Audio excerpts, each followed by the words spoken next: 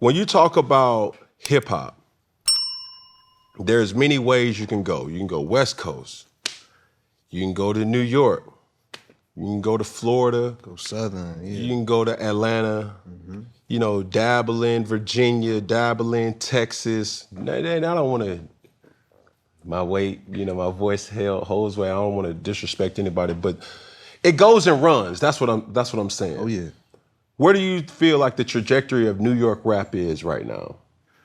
I think New York rap is actually in a really good place. You know what I mean? I think there's a lot of great things happening in New York, and there's actually a lot more versatility than I feel like people give it, give credit for it. You know what I'm saying? I think when people think of New York, they think of, you know, traditional boom bap, and then more recently they think of like the new drill rap era.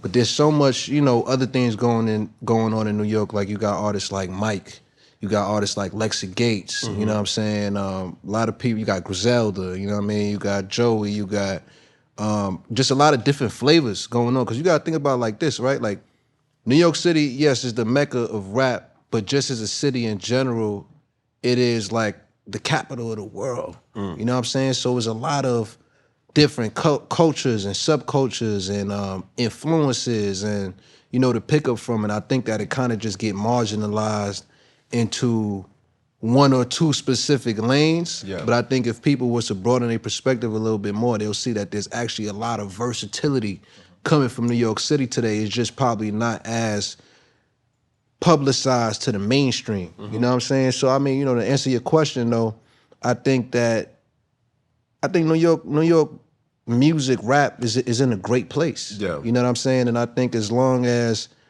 people continue to experiment, like, you know what I'm saying, like the artists that I named, and you know, they continue to do their thing, I feel like we have the ability, the opportunity, the capability to show like a new light to New York, if you will. You know what I'm saying? Because New York being a mecca is a lot of pressure on the state to show up in the mainstream a certain type of way, you know what I'm saying? But to your point of things going in runs, I do believe that, you know, eventually it's going, light going to be shown back on, you know what I'm saying? The city and everything. So, yeah, you know, I think every region has its time to, like, you know, dominate in a type of way. And New York has been a dominant city in rap for a lot of years. So obviously I've been very active in New York, going back and forth with ESPN for that. And just recently, I heard you about to do the 106 and congratulations on that. Thank you. Hell yeah. So for me, I was just with the young lady who runs all my vertical content, Shells. I was telling her, it's like, yo, one thing about New York, it's so rich in creativity. Oh yeah. You know what I'm saying? Like, not a lot of places where you just feel inspired, like, dang, she fly, dang, she fly. Hey, yo, you heard? Womp, womp, womp. And then you hear, you know, from the sounds, the smells, the look, the ensemble. Yeah. New York is just such an interesting melting pot of just so many different people, cultures, ethnicities, and things of that such. But what do you think and how do you feel that, in your perspective, the importance of New York and what does it mean to the culture in this day and age? Well, you know, I think New York has always been somewhat of a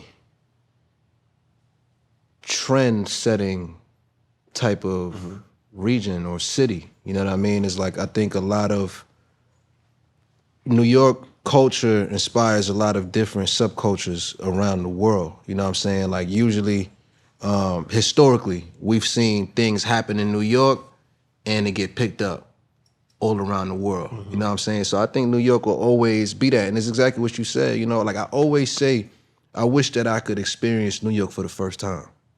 Because, you know, I'm born and raised there. You know what I mean? So skyscrapers and just the energy of normalcy for you. It's normal. It's second nature. Yeah. But I always see the light and the spark in people's eyes when they come there and they not from there. And I see how they get inspired. I'm like, damn, I wish I could feel that for the first time. Like, yo, this big ass city is moving so fast paced. Like, for me, you know, I've done 30 summers, 30 winters. Yeah. You know what I'm saying? In New York City. So I'm about ready to feel something else. You know what I mean? I want to kind of like slow it down a little bit because I've been fast paced running for a long time. But yeah, I mean, it's beautiful. And I've obviously never left for a reason. What city does that for you now?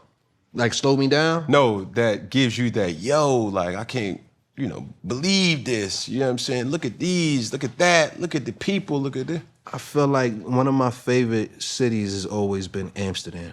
What? I love Amsterdam. It's like, you know, how you could walk everywhere, all the cafes, all the water. Like I love being close to water. You know what I'm saying? So Amsterdam has always been one of those cities to me that's just so beautiful. I get so inspired there. Yeah. You know what I mean? Just from walking around, sitting in the cafes, chilling by the water, and you know what I mean? And London. London is, to me, London is like, it's like a parallel universe to New York. Yep. I feel like, you know what I'm saying? And like a different type, like London is like New York on a different type of frequency of vibration, you know what I mean? So I always resonated with that city as well.